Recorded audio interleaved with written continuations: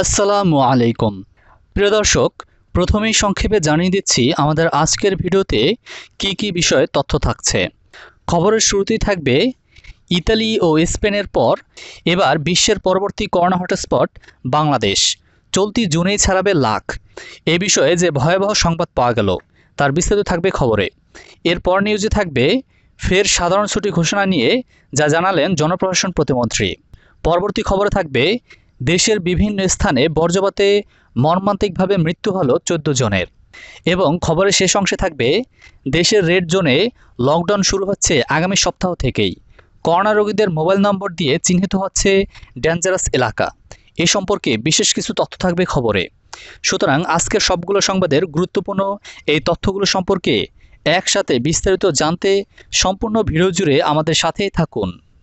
দেশে যে পরিমাণে রেকর্ডের পর রেকর্ড ভেঙে করোনা ভাইরাসের রোগী বাড়ছে, তাতে তীব্র চাপের মধ্যে পড়তে যাচ্ছে দেশের স্বাস্থ্য ব্যবস্থা। দেশে মরণঘাতী এই ভাইরাসে আক্রান্তের সংখ্যা ছাড়িয়ে গেছে ৫০,০০০ তথা অর্ধ লক্ষ। সেই সঙ্গে একদিনের আক্রান্তের রেকর্ড ভেঙে গেছে। এরই মধ্যে একটি গবেষক দল সতর্ক করে দিয়েছে যে চলতি মাসের শেষের দিকে শনাক্ত হওয়া করোনা রোগীর সংখ্যা দ্বিগুণ হতে পারে। তারা বলছে দেশের রোগীর সংখ্যা ৫০,০০০ অতিক্রম করেছে। এই সংখ্যা বেড়ে জুন মাসের মাঝামাঝি সময়ের মধ্যে ৮৭,০০০ এবং জুন মাসের শেষের দিকে ১,২৩,০০০ পৌঁছতে পারে।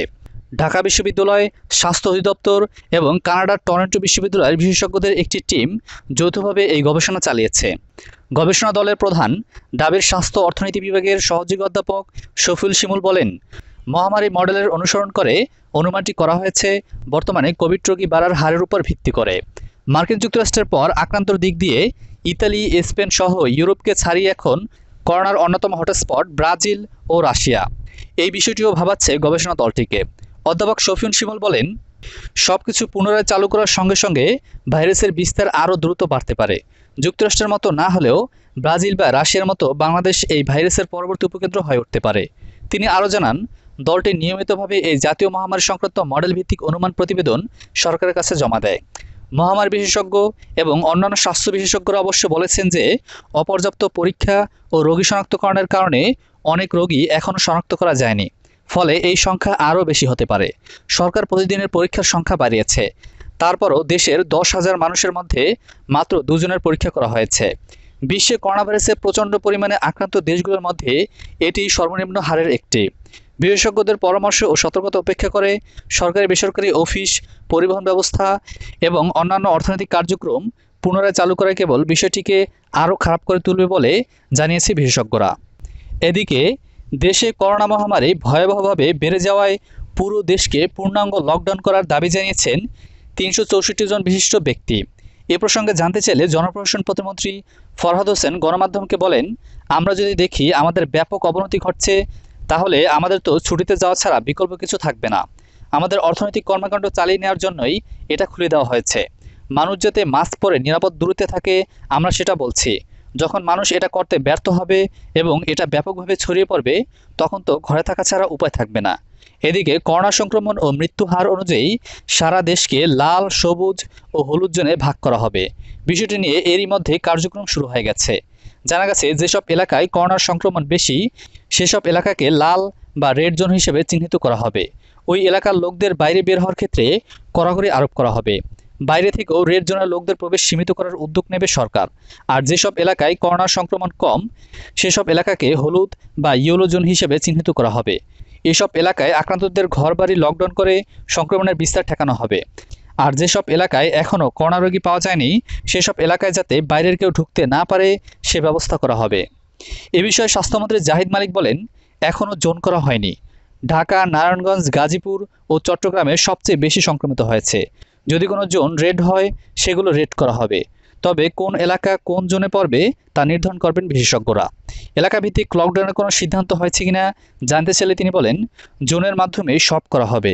যেখানে বেশি সংক্রমিত হবে সেখানে কয়েকদিনের জন্য বন্ধ রাখা হবে। তবে বিশেষজ্ঞরা যেভাবে পরামর্শ দেবেন সেভাবেই আমরা কাজ করব।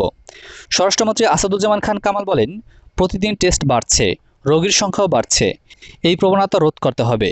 এর জন্যই প্রধানমন্ত্রীর পরামর্শ অনুযায়ী আমরা একটা পরিকল্পনা তৈরি করে দেব। এ বিষয়ে নীতিগতভাবে আলোচনা হয়েছে। এই পরিকল্পনা সিটি কর্পোরেশন, স্বরাষ্ট্র মন্ত্রণালয় এবং স্বাস্থ্য মন্ত্রণালয় মিলে বাস্তবায়ন করা হবে। তিনি আরও বলেন, বিশেষজ্ঞদের পরামর্শ অনুযায়ী জোন ভাগ করা হবে। যে জোনে সবচেয়ে বেশি সংক্রমিত হবে সেই এলাকাটি নির্দিষ্ট সময়ের জন্য বন্ধ থাকবে। বিশেষজ্ঞরা যেভাবে পরামর্শ দেবেন আমরা সেভাবেই কাজ করব, বলেন তিনি। এদিকে বর্জ্যপাতে মৌলভীবাজারের কমলগঞ্জ, হবিগঞ্জের আজমেরীগঞ্জ ও বাহুবল, জয়পুরহাট, বগুড়ার কাহালু ও শাহজাহানপুর, ময়মনসিংহের ফুলবাড়িয়া, পাবনার চাটমোহন, বগুড়ার ধুনট ও কুষ্টিয়ার কুমারখালীতে শিশু ও ছাত্রসহ 14 জন মারা গেছে। সংবাদকর্মীদের পাঠানো তথ্য অনুযায়ী জানা যায়, কমলগঞ্জে গরু আনতে গিয়ে বর্জ্যপাতে নিহত মোহাম্মদ জুবাইর আহমেদ ব্যাপারী। তার বয়স ছিল 12 বছর। ছেলেটি পৌরসভার উজিরপুর গ্রামের আমিন আহমেদের ছেলে। সে আইডিয়াল কেজি অ্যান্ড স্কুলের 7ম শ্রেণীর ছাত্র।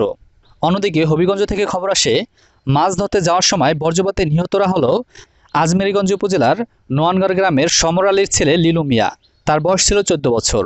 এছাড়াও অন্যজন মারা গেছে বাহুবল উপজেলার নোয়া গ্রামের দরদ মিয়ার ছেলে ওর কাইদ। তার বয়স ছিল 9 বছর। এছাড়াও অন্য আরেকজন মানিকা গ্রামের আব্দুস সালামের ছেলে নরসউদ্দিন। এই ছেলেটির বয়স ছিল 17 বছর এবং এই ঘটনায় আরও 2 জন আহত হয়।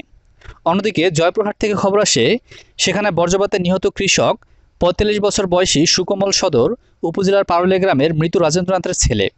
অন্যদিকে বগুড়া থেকে জানা যায়, কাহালুতে নিহত কৃষক মখলিসুর রহমান উপজেলার এরুল গ্রামের মৃত কসিমউদ্দিনের ছেলে। এদিকে শাহজাহানপুরে নিহত নুরুল ইসলাম খট্ট খরনা ইউনিয়নের হরিণগাড়ি বাসিন্দা। এছাড়াও ফুলবাড়িয়া, চাটমোহন, ধুনট ও কুমারখালীতে এলাকাভিত্তিক একজন, আবার কোথাও কোথাও একাধিক জনের মৃত্যু হয় বর্জ্যপাতে। এদিকে দেশের বড় শহরগুলোর যেসব এলাকায় করোনা আক্রান্ত রোগী সবচেয়ে বেশি, সেসব এলাকাকে লকডাউন করার মাধ্যমে নতুন পদক্ষেপে যাচ্ছে সরকার। আগামী সপ্তাহ থেকে এটি কার্যকরের চিন্তাভাবনা চলছে। এরই মধ্যে পুরো দেশের ইউনিয়ন পর্যন্ত ম্যাপিং করে দিয়েছে তথ্য ও যোগাযোগ প্রযুক্তি বিভাগ।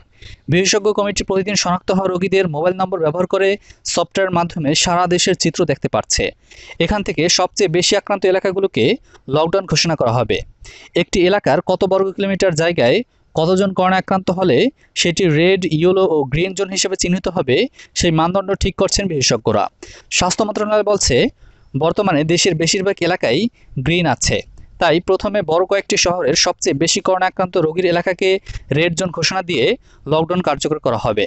স্বাস্থ্য মন্ত্রণালয়ের অতিরিক্ত সচিব ও মন্ত্রণালয়ের মিডিয়া সেলের দায়িত্বপ্রাপ্ত হাবিবুর রহমান খান গতকাল বৃহস্পতিবার কালের কণ্ঠকে বলেন, কতটুকু এলাকায় কতজন শনাক্ত হলে রেড জোন ঘোষণা করা হবে সেটি নির্ধারণে কাজ করছে বিশেষজ্ঞ কমিটি। তারা এ বিষয়ে পরীক্ষা নিরীক্ষা করে দেখছে। মন্ত্রণালয় সূত্র জানা গেছে, যুক্তরাষ্ট্র, ব্রিটেন, কানাডা সহ বিশ্বের বিভিন্ন দেশে থাকা বাংলাদেশি অধ্যাপক, মহামারী ও জনস্বাস্থ্য বিশেষজ্ঞদের পরামর্শ নিয়ে সারা দেশকে জোন বা এলাকাভিত্তিক ভাগ করার মাধ্যমে করোনা ভাইরাস নিয়ন্ত্রণ পরিকল্পনার ছক চূড়ান্ত হচ্ছে। দেশের বাইরের এমন 25 জন বিশেষজ্ঞ দেশের বিশেষজ্ঞ কমিটিকে সহযোগিতা করছেন বলে সূত্র জানিয়েছে। এদিকে যা থাকছে জোনভিত্তিক পদক্ষেপে। কড়া লকডাউনের মাধ্যমে চেষ্টা থাকবে রেড জোনের রোগীর সংখ্যা যাতে কোনোভাবেই না বাড়ে এবং পর্যায়ক্রমে ইয়েলো জোনে পরিণত হয়ে শেষে গ্রিন জোন হয়। অন্যদিকে ইয়েলো জোনের চিত্র যাতে রেড জোনে পরিণত না হয় এবং গ্রিন জোনকে যেন গ্রিনই রাখা যায় তা নিশ্চিত করা। এর মধ্যে রেড জোনের বাসিন্দাদের অত্যন্ত কঠোরভাবে নিয়ন্ত্রণ করা হবে। শুধু জীবন ধারণের জন্য নিত্য প্রয়োজনীয় সহায়তা ছাড়া আর কোনো কিছু ওই এলাকার মানুষের কাছে পৌঁছবে না। এখানকার কাউকে বাড়ি থেকে বের হতে দেওয়া হবে না। ইয়েলো জোনে থাকবে কড়া সতর্কতা। বিশেষ প্রয়োজন ছাড়া কাউকে বাইরে বের হতে দেওয়া হবে না।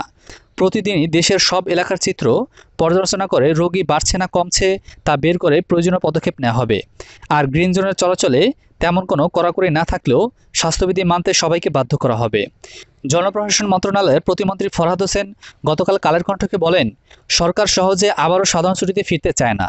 অর্থনৈতিক কার্যক্রম সীমিত আকারে চালাতেই হবে। তিনি বলেন, বিশেষজ্ঞ কমিটির কাছ থেকে জোনভিত্তিক পদক্ষেপ নেওয়ার সুপারিশ পেলেই আমরা মাঠ প্রশাসনকে প্রয়োজনীয় নির্দেশনা পাঠিয়ে দেব।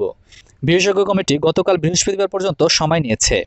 আশা করছি আগামী সপ্তাহের মাঝামাঝি সময়ের মধ্যেই জোনভিত্তিক পদক্ষেপের সিদ্ধান্ত নেওয়া সম্ভব হবে। গত 26 মার্চ থেকে টানা মে পর্যন্ত সাধারণ ছুটির পর 31 মে থেকে সীমিত পরিসরে দেশব্যাপী সব কার্যক্রম পরিচালনার সিদ্ধান্ত নেয় সরকার। সরকারি বেসরকারি সব অফিস আদালত সহ স্বাস্থ্যবিধি মেনে গণপরিবহন চালানোর চেষ্টা চলছে। সীমিত কার্যক্রম পরিচালনার 1 সপ্তাহের কার্যদিবস শেষ হলো গতকাল। এই সময় পাল্লা দিয়ে বেড়েছে কোভিড-19 রোগী ও মৃতের সংখ্যা। সবচেয়ে খারাপ অবস্থা ঢাকা, গাজীপুর, নারায়ণগঞ্জ ও চট্টগ্রামের। এরই মধ্যে গত সোমবার মন্ত্রিপরিষদ বিভাগে উল্লিখিত 5 সিটি কর্পোরেশনের মেয়রদের নিয়ে 3 মন্ত্রী সহ ঊর্ধ্বতন সরকারি কর্মকর্তারা বৈঠক করে সারা দেশকে জোনভিত্তিক ভাগ করার সিদ্ধান্ত নেন। বিনোদন জগৎ ও সাম্প্রতিক ঘটে যাওয়া সকল প্রকার আপডেট খবরাখবর সবার আগে পেতে আমাদের RS ভয়েস টিভি চ্যানেলটি এখনই সাবস্ক্রাইব করে আমাদের সাথেই থাকুন।